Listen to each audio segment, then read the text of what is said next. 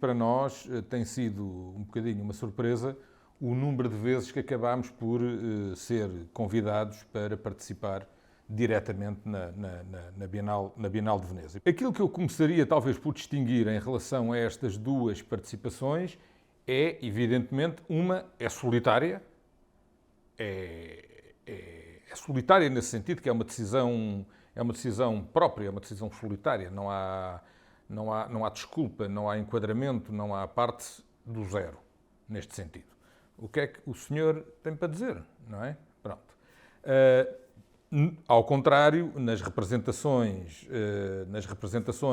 coletivas a partir da participação portuguesa, normalmente já há um enquadramento, esse enquadramento vem dos comissários e, portanto, estamos, eu diria, mais desculpados, de alguma maneira, de uma participação mais ativa e somos mais passivos nesse sentido.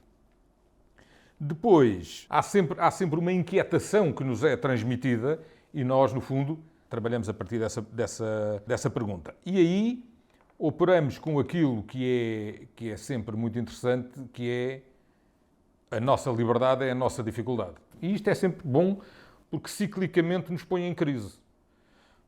Portanto, ciclicamente nos faz refletir, nos faz pensar e nos faz sermos o mais críticos possível em relação a nós próprios. Porque lá contentes connosco é que nós não queremos estar nunca, não é? E começámos precisamente na primeira Bienal com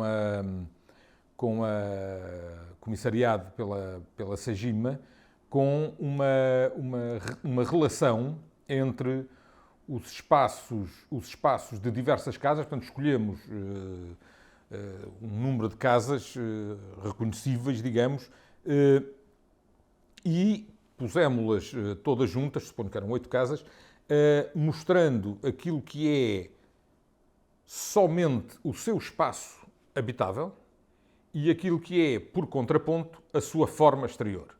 E, portanto, era uma espécie de ideia de confrontação entre o que é a arquitetura como eu a apreendo, enquanto eu não gosto da palavra, mas enquanto objeto, enquanto artefacto apreensível por fora, e aquilo que a constrói, que é o seu espaço interior.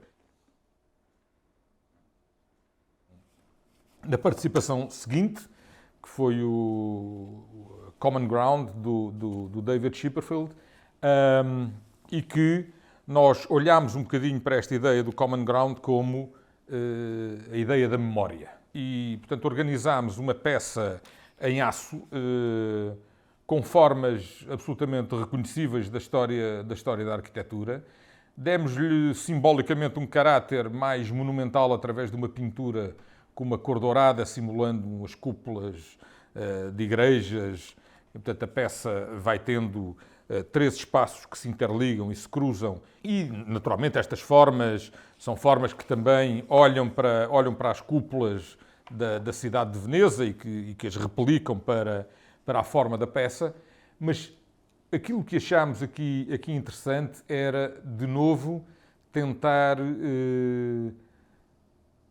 cancelar um bocadinho o discurso da imagem e voltar a recentrar o discurso na espacialidade e na memória.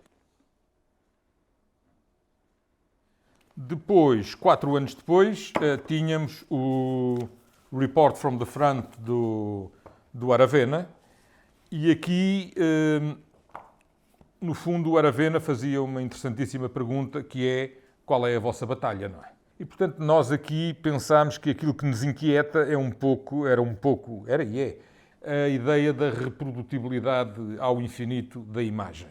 E, portanto, esta constante tentativa de reduzir a arquitetura à imagem, ao símbolo, e, portanto, mais uma vez, esvaziá-la daquilo que é a sua condição natural e direcionar a arquitetura para, se quisermos chamar de uma forma simplista, o mundo do espetáculo. E, portanto, nós o que propusemos foi uma sala completamente fechada, protegida acusticamente, onde a pessoa entrava, era obrigada a parar porque não percebia sequer muito bem onde é que estava, contraste de luz era enorme, e depois apercebia-se de uma fenda de luz, e esta fenda percorria todo este espaço interior, fazendo, enfim, os 4 lados deste cubo, e era toda ela feita só de espaço.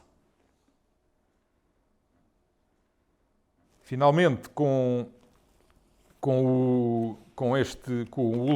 a última Bienal de Arquitetura que fizemos, lá está, em conjunto com os alunos de Mendrisio, nós vamos criar qualquer coisa que, pelo menos para nós, nos remeta para o imaginário daquilo que é ou que foi para nós a experiência de Mendrisio. Era uma peça extremamente fria no seu exterior, bastante agressiva, e depois o espectador aproximava-se da peça, subia uns degraus e emergia dentro de um universo bastante escuro, com um teto e um chão que se moviam e que tinham vários ambientes que representavam uns ambientes naturais. E, portanto, nesse sentido, era uma espécie de uma recriação de um paraíso, muito como vemos, eu citei o Fra Angélico, mas enfim, e portanto era um bocadinho isto, a pessoa entrava ali dentro e entrava assim num mundo, também ele com um certo silêncio, mas um mundo de uma certa harmonia.